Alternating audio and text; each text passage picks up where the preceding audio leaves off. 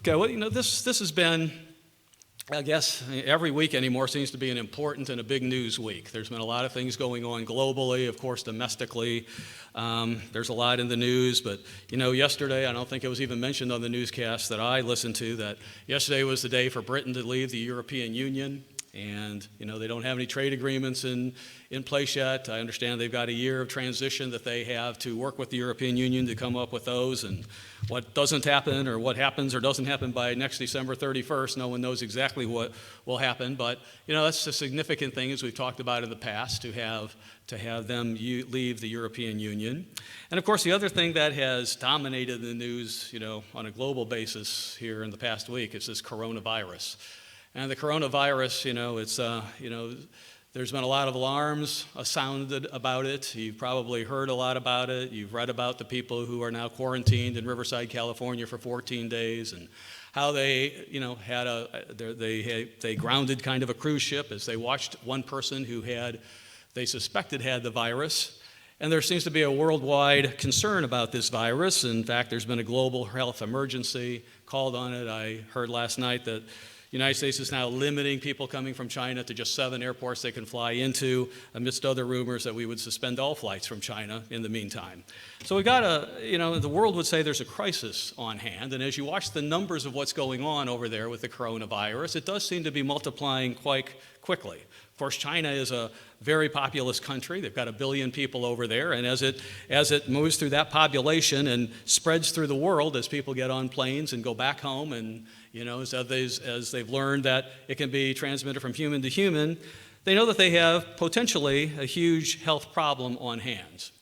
But as I've watched the news and as I've listened to what they've had to say, and I had one newsletter come in, not from anyone in the church or anything, but a little health newsletter, and they were talking about, the sensationalism that's going along with the reporting, and I thought, I don't know, is it really sensationalism? I mean, for news to be reporting it, for the CDC to get involved in it, for all these world organizations to get involved, what is really going on over there, and why would they, just after a few cases, sound the alarm?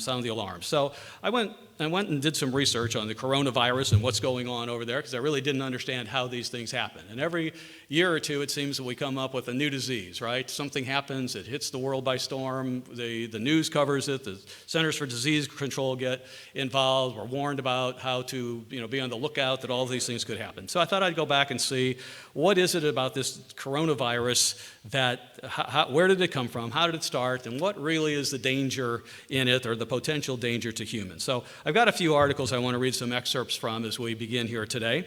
And the first one comes from a website called livescience.com. This was posted this past Wednesday, January 29th, written by a lady by the name of Rachel Reitner. And here the title of the article is, New Coronavirus May Have Started in Bats, but How Did It Hop to Humans? So I'll just read a few excerpts from what she has to say, as she's done some research on that. She says, despite emerging in humans only recently, and that is literally this week, despite emerging in humans only recently, the virus has already infected about 6,000. Now, this was a few days ago, so last night I heard a report that said it's now up to 26,000 already. Infected about 6,000 people and caused 132 deaths in China. That's over 170, I've heard as well. In addition to that, it has spread to 15 other countries, according to the World Health Organization.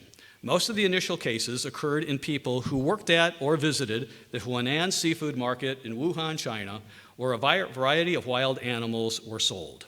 However, she says, no bats. Remember, the title of the article is that they suspect that this coronavirus came from bats, and that's how it then somehow hopped to humans.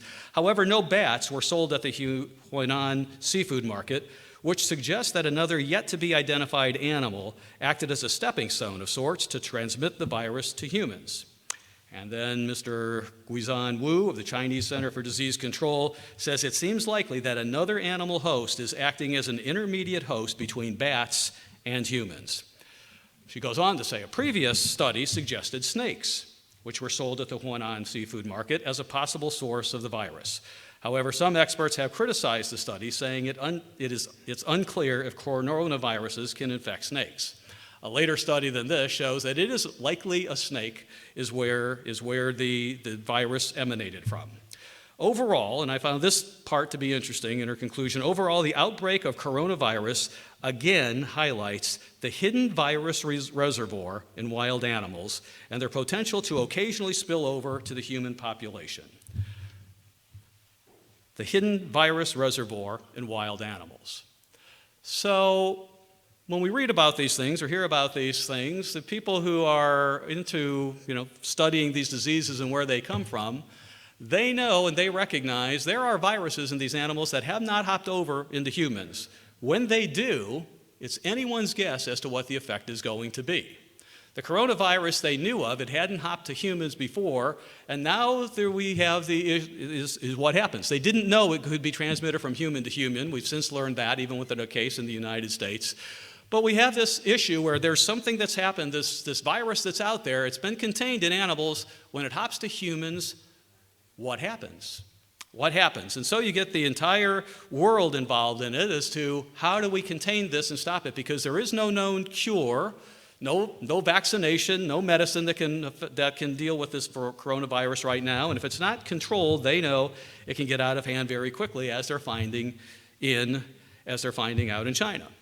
Now, this isn't the first virus that has come from animals, right? We had from the same location of the world, the SARS, S-A-R-S, that was there a few years ago. It created a sensation, and after a few weeks, it was pretty much controlled. We have other viruses that have come from other parts of the world. AIDS, came from Africa, emanated, as we'll see here, from an animal as well. We have the Ebola crisis, we'll talk about here in a minute, that emanated from an animal, and from parts of the world where somehow what is going on in animals and these viruses that are there in them, what happens when they hop to humans? Again, no one knows. So let me read from another article here, because this isn't the first time, it won't be the last time that something like a coronavirus dominates our news, and it's a brand new disease that no one knows how to handle, and everyone is jumping around trying to figure out how to control it. Now, this is from the independent.com. It's a United Kingdom British website.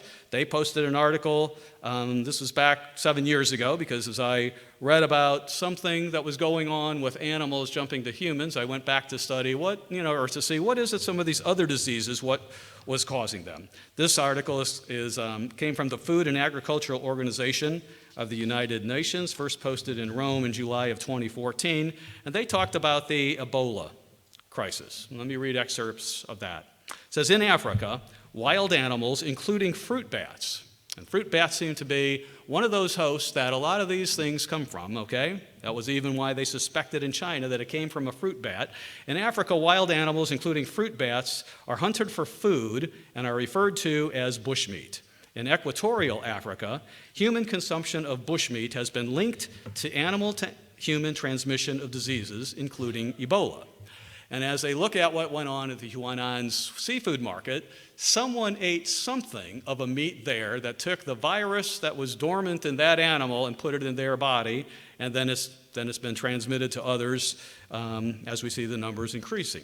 So with Ebola, the same thing type happened. It says increased efforts are needed to improve awareness among rural communities in West Africa about the risks of contracting the Ebola virus from eating certain wildlife species, including fruit bats, the FAO warned today. Here was very interesting about Cameroon. It says 80% of the meat eaten in Cameroon is killed in the wild and is known as bushmeat.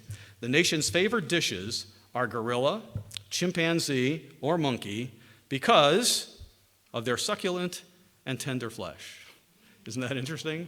Somehow I don't think of chimpanzee and ape as succulent and tender flesh, but there are people who find this to be exciting, to eat these things and try them out.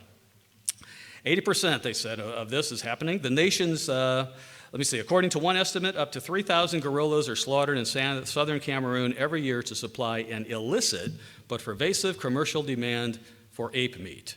Now, the reason this was published in the United Kingdom is because there was this meat being shipped over into Britain, and they were kind of warning the British, you don't know what you're eating. You don't know what you're eating when you eat some of this stuff that is marketed as wild and exciting and, something new to taste and whatever, because look, from this meat came Ebola. You might want to watch what you're doing when you're eating some of these things. I thought an interesting insight into here about what meat can do is there's this little village, and a man, and they included in this article about what happened to people who ate some gorilla meat, of a gorilla who had just recently died. It says, in the village of Baclion, our brothers found a dead gorilla in the forest, this Mr. Biango said. They took it back to the village, and they ate the meat.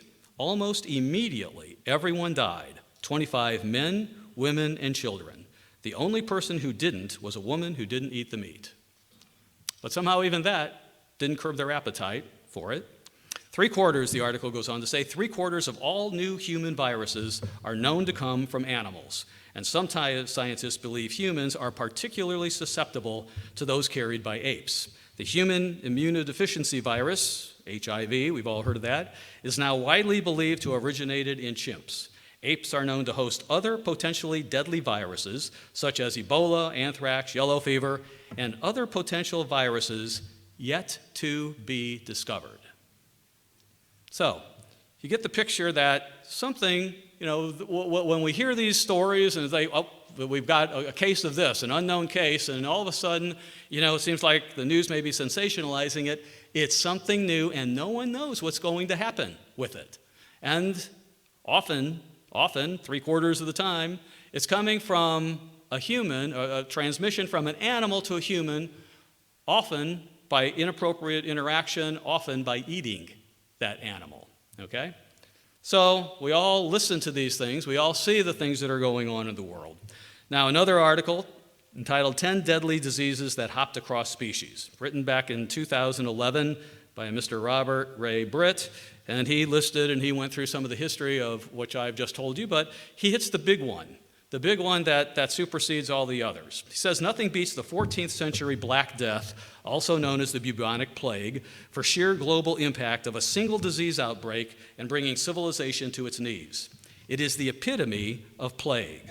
Corpses piled up in the streets from Europe to Egypt and across Asia. Some 75 million, and I would say that's a controversial number. Some 75 million, he writes, died at a time when there were only about 360 million to start with.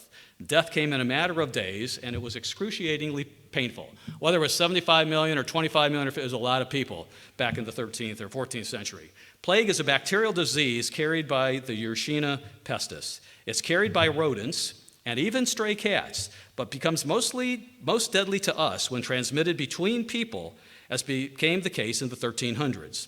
Symptoms include fever, chills, weakness, swollen and painful lymph nodes. Even today, if not treated, death ensues. The plague in the 14th century resulted after the rare bacteria had been dormant for centuries in Asia's Gobi Desert. Dormant for centuries in Asia's Gobi Desert. Just sort of sitting there, sort of waiting for someone to do something that would bring that to life. After awakening in the 1320s, it piggybacked along trade routes from China to the rest of Asia, and eventually to Italy in 1347, then later to Russia. It spread throughout the world at that time as one person became infected, as somehow this bacteria that lay dormant, they say, somehow became in a human, and then as people traveled around the world through these trade routes, the entire world, or most of the world at that time, just became prone to it, and so many people died. Well, the world has progressed since then, and we'll talk a little bit about what has happened between then and now, why we haven't had another bubonic plague, even though there have been in succeeding centuries from the 14th century, there have been outbreaks of the bubonic plague, and hundreds of thousands of people died from them. Today it still occurs, but there is treatment for it, so it gets resolved fairly quickly. But the question would be, how many more of these rare diseases and these rare viruses are out there in the world today that we know nothing about? How many more things are in animals that could hop to humans and create a scenario that is a very disturbing scenario? And so Centers for Disease Control, the World Health Organization, when they see these things happen, they have no idea what the result is going to be. When they see a coronavirus occur, they have no idea whether it's going to be controlled quickly, whether it's going to transmit from human to human. They have no idea what the incubancy rate of it is. And so they hop into action because they are trying to avoid a worldwide pandemic that the world hasn't seen in quite a time.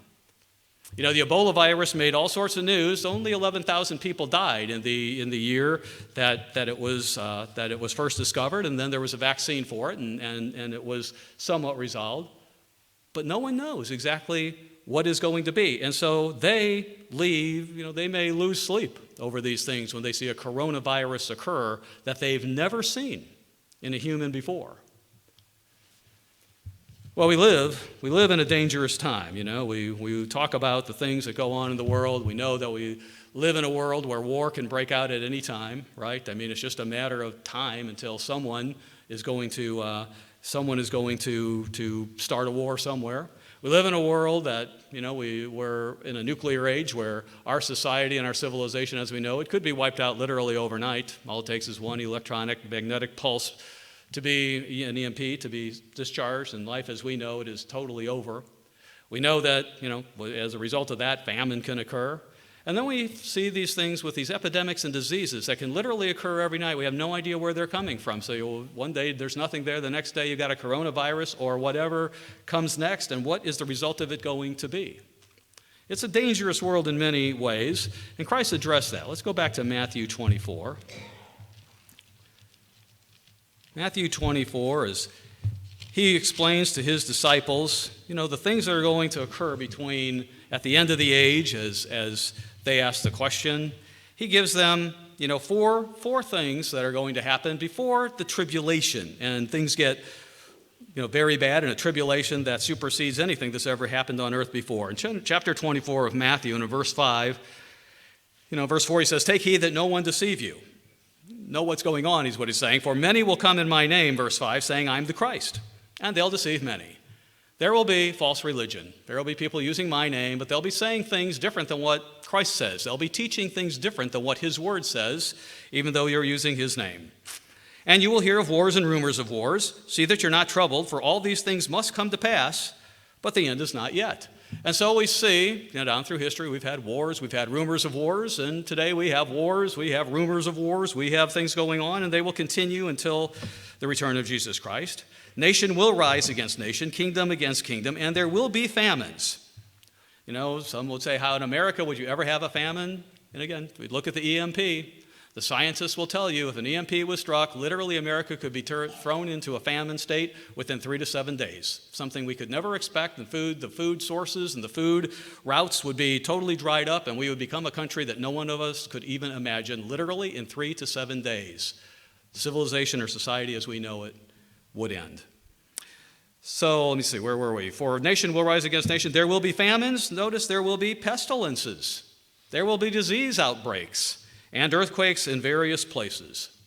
And he says all these are just the beginning of sorrows. These are things leading up to it. This is before the Great Tribulation. This is before the time that will be unlike any other time on earth. All these things lead up to the return of Jesus Christ. They intensify as he comes, before he comes, or as the time approaches. Let's go back to Revelation 6, because in the revelation that Jesus Christ gave to John, who recorded it, we see the same things written here in Revelation 6 about 4 things and 4 horses that ride across the landscape of humanity, leading up to the 5th seal, when it's opened, the Great Tribulation. But let's pick it up in chapter 6 of Revelation in verse 1. John writes, "I saw when the Lamb opened one of the seals, and I heard one of the 4 living creatures saying with a voice like thunder, 'Come and see.' And I looked, and behold, a white horse. He who sat on it had a bow, and a crown was given to him, and he went out conquering and to conquer." It was false religion. He was one who was going to turn people away from Christ, use his name, but tell them something different than what Christ said. When he opened the 2nd seal, I heard the 2nd living creature say, "Come and see." Another horse, fiery red, went out, and it was granted to the one who sat on it to take peace from the earth, and that people should kill one another, and there was given to him a great sword. War would come about. When he opened the 3rd seal, I heard the 3rd living creature say, "Come and see." So I looked, and behold, a black horse, and he who sat on it had a pair of scales in his hand, and I heard a voice in the midst of the 4 living creatures saying, "A quart of wheat for a denarius, 3 quarts of barley for a denarius, and do not harm the oil and the wine." scarcity of food, expensive food, just a little bit of wheat for an entire day's wages, just a little bit of barley for an entire day's wages, a famine that occurs. And verse 7, when he opened the fourth seal, I heard the voice of the fourth living creature saying, come and see. So I looked, and behold, a pale horse. A pale horse, not white, not red, not black. When you look in the concordances, you see this pale horse is a sickly green type of color. In fact, the New Living Translation says it's a sick-looking horse. It's a green horse that looks like a corpse. And so we have a diseased horse here that just when you look at it looks sickly. I looked, and behold, a pale horse, and the name of him who sat on it was Death. It's a sick horse, and along with him comes death. And Hades followed with him. Death and the grave. A horse of disease, a horse of pestilence.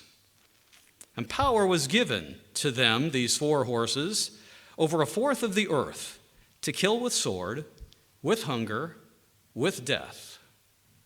A fourth of the earth. Now, if there's closing in on 8 billion people on earth, I think 7.5 is the recent estimates, we have somewhere around just under 2 billion people. 2 billion people that would die as a result of false religion, war, famine, and pestilence. As a result of these four horses riding, and then the fifth seal opens. But a quarter of mankind dies as a result of these four horses and what they mean to the earth. Not the least of which is the pale horse. We often talk about the white horse, the red horse, the black horse, but the pale horse is part of that as well. Now, the last sentence there, the last phrase of verse 8, where it says, a fourth of the earth to kill with sword, with hunger, with death, and by the beasts of the earth. Now, that's an interesting phrase. Some people would say, well, does that mean there will be lions loose in the streets that people are going to have to worry about there? Will there be tigers running around the streets killing people? Will there be venomous snakes everywhere killing people? What are these beasts of the earth? Again, if you go back and you look at the Greek word that's translated beasts there, it literally means dangerous animal. Dangerous animal. Strong's also uses the word poisonous or venomous. And if you're in the 15th century and you're translating the Bible and you see dangerous animal, what are you thinking? You're thinking it's a beast. I sure wouldn't want to go out of my house and encounter a lion. I wouldn't want to go out and encounter a tiger. So you might use the word beasts, but it's dangerous animals. Now, there are angels or animals who are dangerous to us, right? Little fruit bats, we've learned, are pretty dangerous animals. If people eat little fruit bats, they can produce a lot of heartache and a lot of sickness. Little rodents, little rats running around can produce a lot of disease. They're just a little animal, but they're awfully dangerous. Monkeys, some people think monkeys are really cute. They're just little animals, look harmless, but they're dangerous animals. Snakes slither around the ground, and most people, or a lot of people, don't like snakes, but even the non-venomous ones can be dangerous animals. Is God saying here that some of the pestilence that will come at the time could erupt from these animals, of which there are untold number of viruses that hop to humans, and who knows what happens when they hop to humans at that point? Maybe that's what he's saying. Maybe he is really talking about lions, tigers, and bears. I don't know, but it's interesting that as a quarter of mankind die, given the history that we have of how these viruses pass from animal to human and what results, and pestilence and the pale horse figure significantly in the death of a quarter of mankind at the end, something we can pay attention to.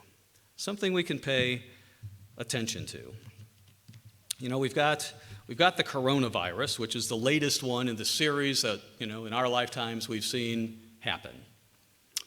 Brand new, never seen before. The world hops to figure out how to control what is going on. Scientists, infectious disease specialists, they know the danger. They know the danger of what can happen out there. They don't know what to do with it, But over the years, we've seen those diseases keep cropping up. SARS, Ebola, swine flu, bird flu, all these things that have their genesis in an animal and something hopping over to the human scenario. Well, if we look, today as these happen, the coronavirus, it might be a significant virus. It might kill a lot of people. Or it might be controlled, and in a week or two we won't hear much about it. Because today we live in an environment where mankind has learned some things on how to control some of these things. And they have to have the time. I heard yesterday that it's going to take months before there's a vaccination or months for any kind of medicine to go along with it. But we've learned how to control those diseases so they don't get out of hand like they did at the time of the bubonic plague. But if we look at where the fourth horse is, and he follows false religion is a dangerous thing, right? Because it teaches people, as I said, that you don't have to pay attention to what the Bible says. We live in the 21st century. All those things that are written back in the Bible back then, don't pay attention to it. You don't have to do that anymore. And when you don't pay attention to that and you allow your own natural carnal nature, then you have wars crop up because human nature takes over and people want this land and that land and they want everything. And so everything gets out of control and you have wars between nations that go on through history. And often with wars, we have society interrupted, famines can occur as the land is desolate, and out of that you can have pestilence occur when people don't have the time and all these systems are broken down. Let me read another article here, something that happened during World War I, not too long ago, 100 years ago now, and this was written by a lady by the name of Hillary Johnson. It's called Killer Flu. She first published it in the Rolling Stone magazine back in January of 1998, and she was talking about pestilence and what happens when it is mixed with war. She writes 80 years ago, it's 20 years down the road, so 100 years ago, a sudden mutation in the virus that causes influenza initiated a worldwide epidemic that in only 18 months killed an estimated 25 to 40 million people around the world. Many consider this to be the worst natural disaster in history. Now again, imagine if something like this happened and 25 million people died of flu. Something happened and we didn't have the normal situation that we have today, where Centers of Disease Control can walk in and do what they do and try to control these things. She says some historians feel this epidemic hastened the world of World War I. One expert, his name is W.I.B. Beveridge, says there is no known reason why there should not be another catastrophic pandemic like that of 1918 or even worse. The flu always has the capability of becoming a global plague. A spark in a remote corner of the world could set a fire that scorches us all. Should a superflu like that of 1918 make a comeback, now that the population has quadrupled and more than 1 million people cross international boundaries on jets each day, experts say it could kill hundreds of millions. Hundreds of millions.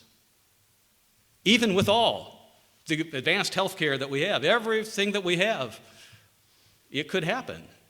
It could happen if something happens in part of the world. Now just imagine, if we will, if we look at the situation that we're in today, okay?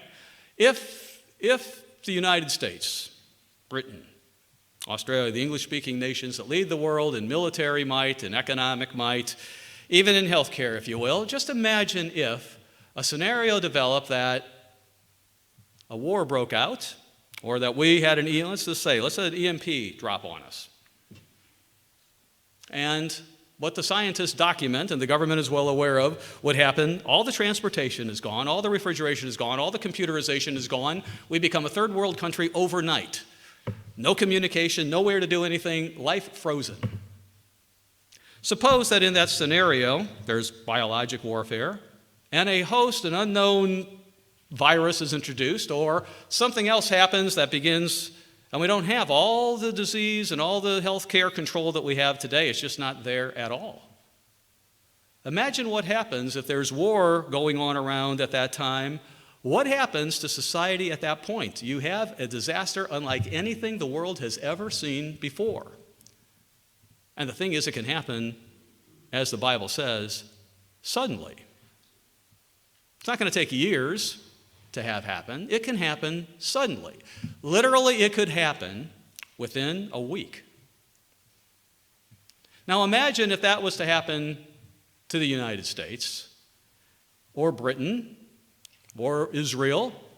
And imagine that everything just broke down suddenly, as could happen in the world today. Imagine the void that's left in the world at that time.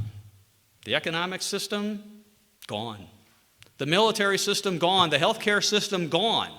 Can you imagine the void, the panic, and the hopelessness that the world would imagine, or that they would be enduring if that happened? And it could happen. It could happen. And it could happen suddenly. Things could look bright and rosy today, and literally by next week, if all these things were to happen, you and I wouldn't even be sitting here. Our cars wouldn't run. We wouldn't have anything going on. It could happen in the world we live in today, and 4 seals will have opened, and a lot of mankind would die, and then the 5th seal is opened. And then the Great Tribulation begins. Well, back in Ezekiel, let's look at a verse in Ezekiel too, because, Christ talks about it, and that's enough, but even back in Ezekiel, it talks about pestilence as one of the end time things for a future generation of Israel. In Ezekiel 5, as you remember, as we go into the book of Ezekiel, and when he mentions Israel, the nation of Israel, or the kingdom of Israel, had already gone into captivity by the time Ezekiel was alive and writing. And the really verses of chapter 5 there in Ezekiel, he talks about, hiding some of Israel into hems of garments and whatever. But let's drop down to verse 17. As God inspires Ezekiel here, he says, So I will send against you famine and wild beasts. There's those wild beasts again. I'll send against you famine and wild beasts, and they will bereave you. Pestilence and blood shall pass through you, and I will bring the sword against you. I, the Eternal, have spoken. To a nation that doesn't pay attention to God anymore, to a nation that does what it wants to do, to a nation that doesn't pay attention to even the words of the Bible and the very sound physical words of the Bible, that could prevent so many of the things that we have today.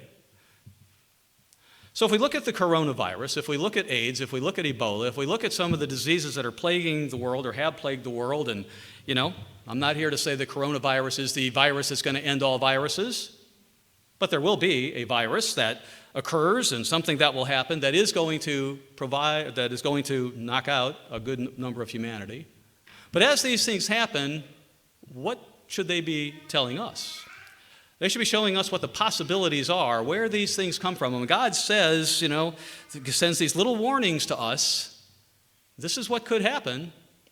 This is what's happening. And then we ask ourselves, why is it happening? Is God just sending these plagues on people because he's angry? The answer is no. People are doing it to themselves, right? Let's go back to Exodus 15. Exodus 15.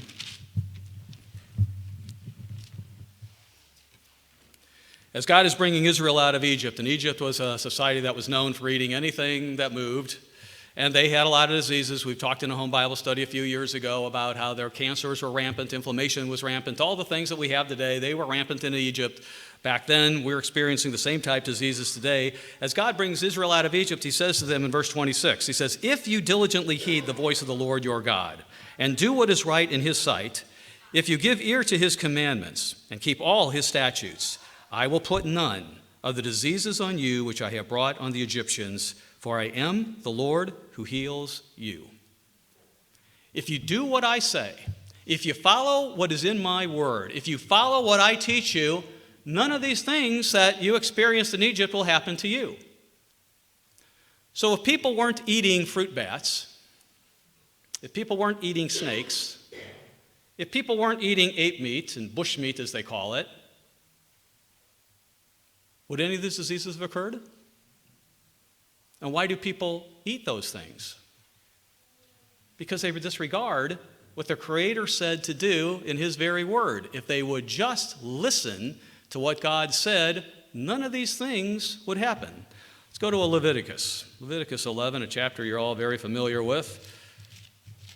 When you do your Bible reading, you might come to Leviticus 11 and think, yeah, I know all this, so I don't have to read through it. But in Leviticus 11, God gives the law of clean and unclean meats or impure meats, and he's pretty clear to humanity. I created this, and I'm saying you can eat this, don't eat that. Okay? Not all animals were meant for food. Let's just read through a few verses here in Leviticus 11. The Eternal spoke to Moses and Aaron, saying to them, "Speak to the children of Israel, saying, these are the animals which you may eat among all the animals that are on the earth. Among the animals, whatever divides the hoof, having cloven hooves and chewing the cud, that you may eat." And if you want to get specific about it, God says, he goes into detail. "Nevertheless, these you shall not eat among those that chew the cud, or those that have cloven hooves. The camel, because it chews the cud, but doesn't have cloven hooves, it's unclean to you. The rock hyrax, because it chews the cud, but it doesn't have cloven hooves, it's unclean to you." You don't have to worry that I mean if it has to have both. "Don't eat the hare, because it chews the cud, but doesn't have cloven hooves, it's unclean to you. And don't eat the swine, though it divides the hoof, having cloven hooves, yet does not chew the cud, it's unclean to you. Their flesh you shall not eat, and their carcasses you shall not touch, they are unclean to you." He makes it very clear. He makes it very clear. Yet so many in the world would say, well, that was just for that ancient people. We don't have to regard any of that anymore. Just we can eat whatever we want. Any animal is good for food. We'll kill whatever it is. We'll ship it off. People say, what a delicacy. How exciting is this to eat something I've never eaten before? If they would just listen to God, there'd be no coronavirus. There'd be no SARS. There'd be no Ebola. There'd be no AIDS. If people would just listen to God, what he had to say. He goes on and he says the same things about the fish in the sea. He says, only if it has fins and scales. The rest of the stuff that's in the sea, don't eat it. It's bad for you. If you eat it, not good things can happen because it wasn't designed for human consumption. And yet people count it delicacies. I'll eat anything that moves in the water because it tastes so good. It's such a delicacy, and I can't wait to have it. He says in verse 11, those are an abomination to you. Don't eat their flesh. Regard their carcasses as an abomination. He goes through and he says in verse 13, beginning there, he talks about the birds to eat. And he lists the birds. Don't eat these birds. They're not fit for human consumption. Don't do that. In verse 21, he says there are a few of these flying insects that you can eat, that have, in verse 21, jointed legs above their feet with which to leap on the earth. You can eat the locust. You can eat the destroying locust. You can eat the grasshopper. But all the others, don't eat. They're an abomination to you. They can hurt. He goes down and he comes down, let's drop down to verse 29. These are unclean to you among the creeping things that creep on the earth: the mole, the mouse, the large lizard after its kind, the gecko, the monitor lizard, the sand reptile, the sand lizard, the chameleon. We can add to that of the things that people eat today. You can talk about fruit bats. You can add all these things in here that clearly are unclean for human consumption. It says, these are unclean to you among all that creep. Whoever touches them, when they're dead, shall be unclean until evening. Down to verse 40. 41. Verse 41, every creeping thing that creeps on the earth shall be an abomination. It shall not be eaten. Whatever crawls on its belly, whatever goes on all fours, whatever has many feet among all creeping things that creep on the earth, these you shall not eat, for they are an abomination. Don't eat these things. He doesn't leave anything, to doubt.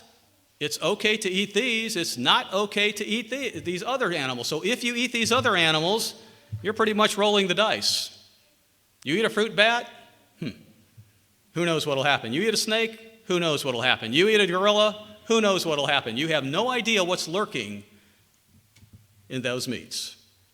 And yet the world, they have the same Bible we have, but these civilizations have never regarded God. They've never paid attention to him. They don't even know who Christ is in many cases.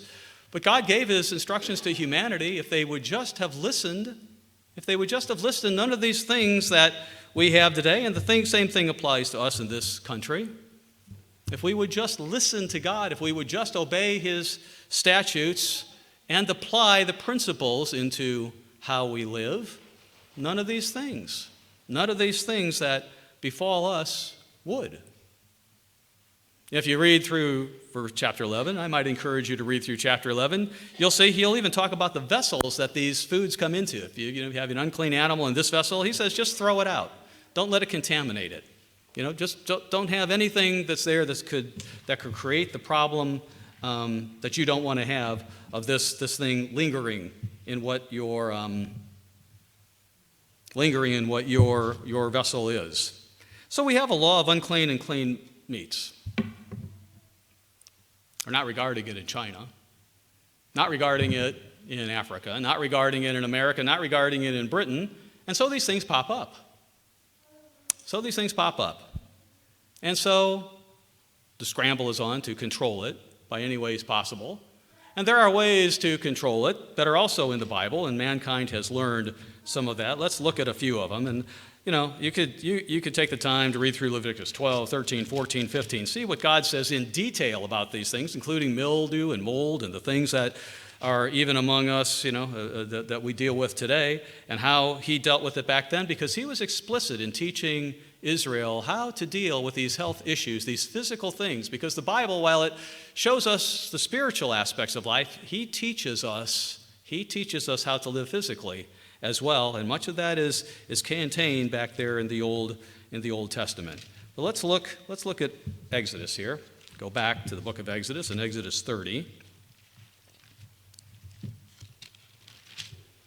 Again, as God is teaching Israel how to worship him, and he goes through extensive education on keeping the Sabbath day, keeping the holy days, and as he gets into the tabernacle where he's going to dwell among the people, he gives them specific instructions on how to fashion the instruments that they will be fashioning. He leaves nothing to the imagination there. He talks about it all. He even talks about what Aaron and his sons will wear as they go into the tabernacle or the temple, the tabernacle back in ancient times, what they should wear and what they should do. Here in chapter 31, verse 17, I guess it's chapter 30 and verse 17. As part of the tabernacle, it says, God spoke to Moses saying, make a laver of bronze, with its base also of bronze for washing. Put it between the tabernacle of meeting and the altar, and put water in it. For Aaron and his sons shall wash their hands and their feet in water from it. So there in the tabernacles, they're going about the service to God, and there were countless animals that were sacrificed day in and day out, and there they were among the blood. You can imagine the scene that was there as these animals are sacrificed. They've got this basin, and God says, as you're working with this stuff, wash your hands, wash your feet in water from it. When they go into the tabernacle, or when they come near the altar to minister, to burn an offering made by fire to the Lord, they shall wash with water, lest they die. Lest they die. Now, God could well mean there, if they don't obey what I'm saying, I could just take their life right there.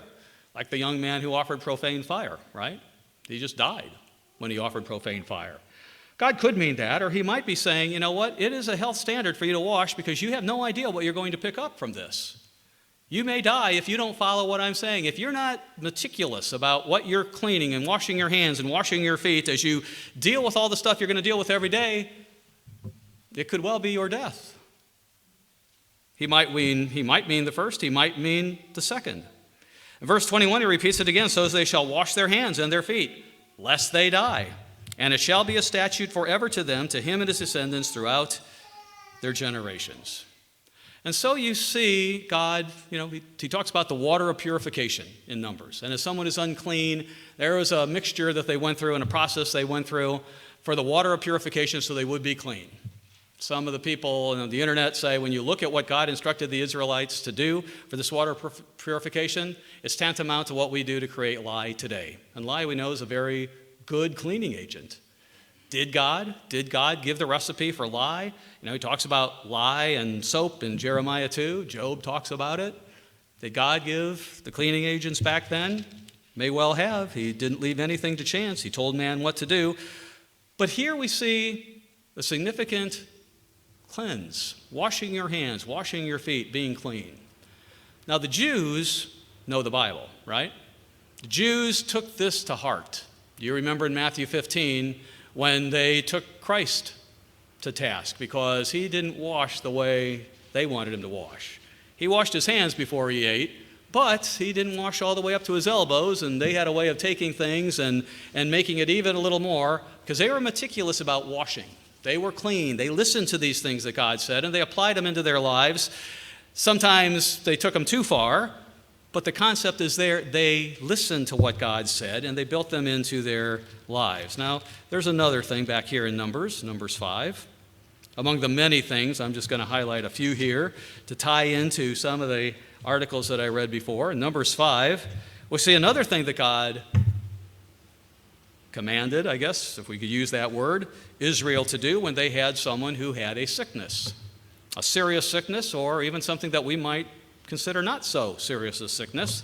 In Numbers 5 and verse 1, it says, the Eternal spoke to Moses, saying, command the children of Israel that they put out of the camp every leper. Well, that's a serious disease, right? Every leper, we know that lepers, they had to even say unclean, unclean. They couldn't come close.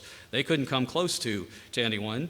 They put out of the camp every leper, everyone who has a discharge, and he talks about all these discharges back in Leviticus 13, 14, 15, and whoever becomes defiled by a corpse. You know what? Keep out of the camp for a while. See what happens. See if they get sick. See what it is that we're dealing with here before you let them among the population and they infect everyone else. Put them out of the camp, he says. We call that today what? Quarantine, right? Quarantine them. Set them aside. See what happens. You shall put out both male and female. You shall put them outside the camp that they may not defile their camps in the midst of which I dwell. And the children of Israel did so. They put them outside the camp, just as God told Moses. They did. And so they employed exactly what God told them to do. If you got someone who's sick, you've got someone who's unclean, you've got these things going on, separate them. See what's going on. Don't let it just go there and infect everyone else. So there's sound principles, and you can read as you read through, the principles of hygiene that God told Israel what to do on this and that and whatever. I won't go into all the details. You can look all that up. He gave those all. But you know what? By and large, the world didn't do any of it. And so in the Middle Ages and whatever, you had all this sickness that was going on. You had the bubonic plague that was going on. The Bible was there. Israel was supposed to be the model nation. If they had done what they said and followed God implicitly, the rest of the world might have looked at them and said, oh, this is how to live life. Look what's good with these people. They seem to know what's going on. We'll follow their God. But Israel didn't do everything. They did keep some of the health laws. And today, most of the world, a lot of the world has the United States and, the Israelite nations to thank for the hygiene that we have. But let me read to you from something about the bubonic plague, keeping these things in mind here. From the same articles I read before talking about quarantine and the Black Plague, the author says this. He says, quarantines could have helped limit the spread of this deadly disease, but except for the city of Dubrovnik in Croatia, they were not used.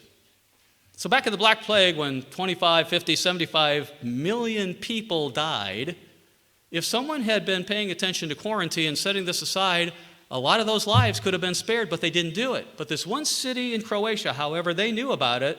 They did practice quarantine. And as people wanted to come in, they had a 40-day isolation period before they would allow anyone to enter into the city. They kept their rates of death low. And from that is where we get the word quarantine. It's an Italian word meaning 40 days.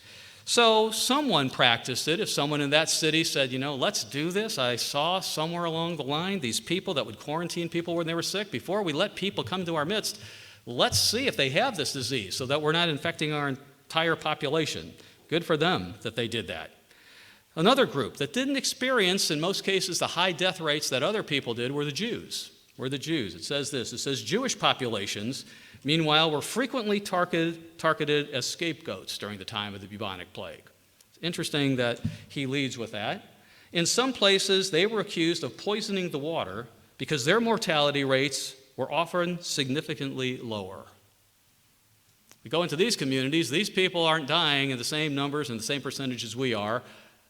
The thought was they must be causing it. The Jews did this. They're poisoning our water. Some believed it was poison air, and somehow they were poisoning the air. So we'll blame the Jews because they're not dying in the same numbers we are. It's their fault we're dying.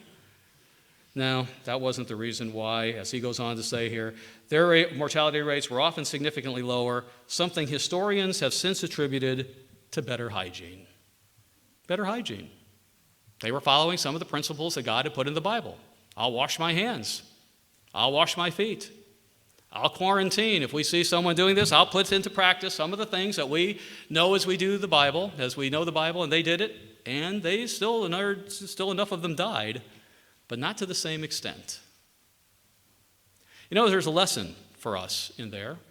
There's a lesson that if we would, as I've said before, if we would just follow what God had to say, life would be so much better. Unfortunately for the world today, and even with the coronavirus, as we look at that and what it can mean in relation to what eventually will, the pale horse that rides, so much we can learn. But the world discounts it all. The Bible isn't important to them. We don't need Leviticus 11. We don't need Leviticus 13, 14, 15. We don't need Numbers 5. No, they do know the principles of quarantine and washing today.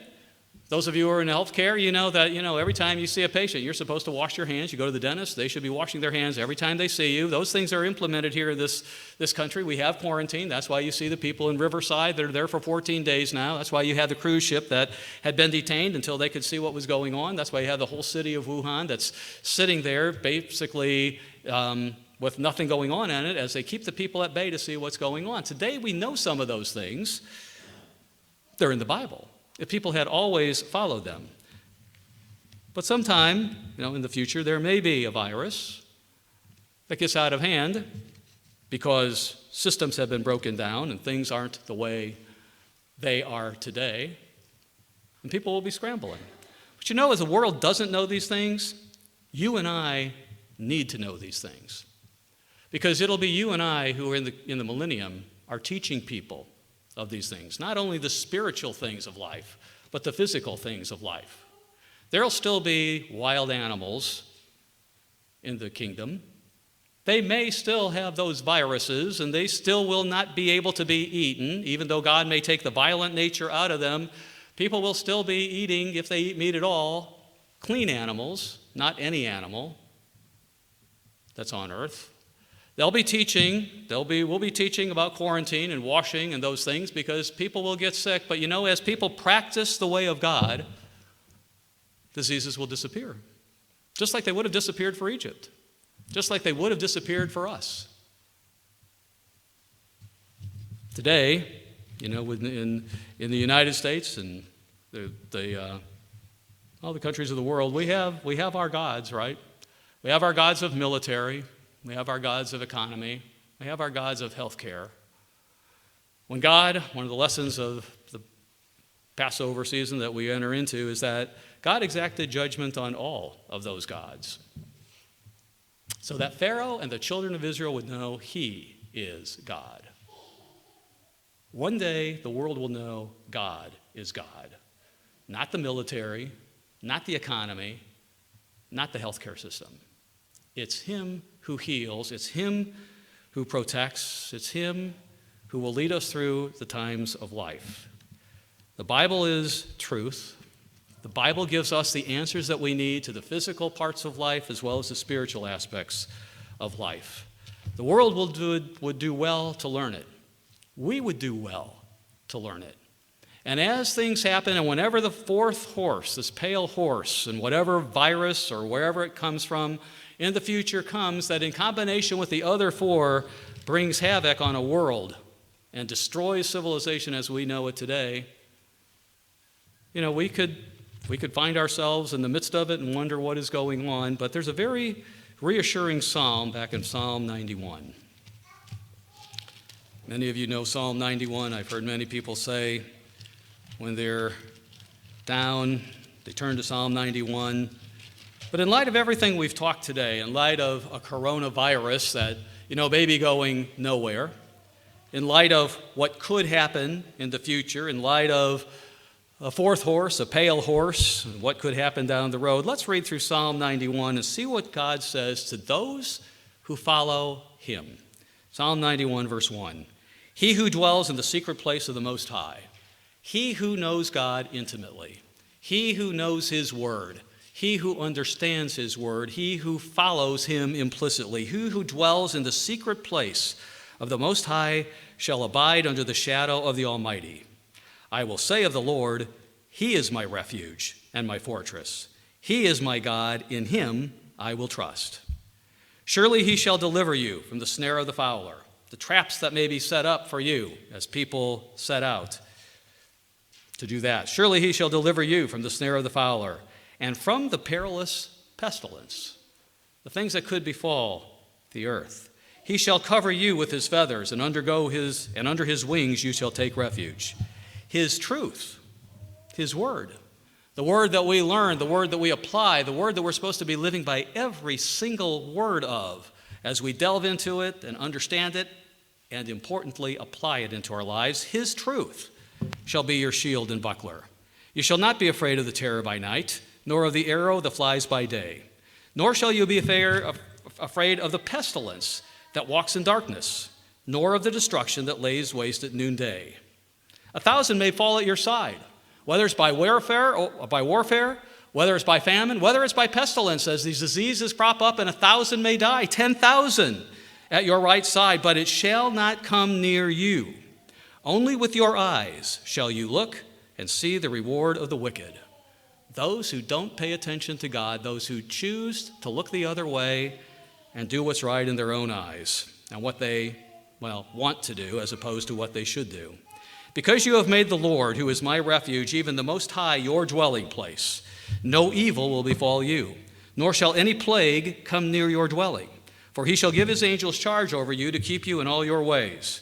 In their hands they shall bear you up, lest you dash your foot against a stone.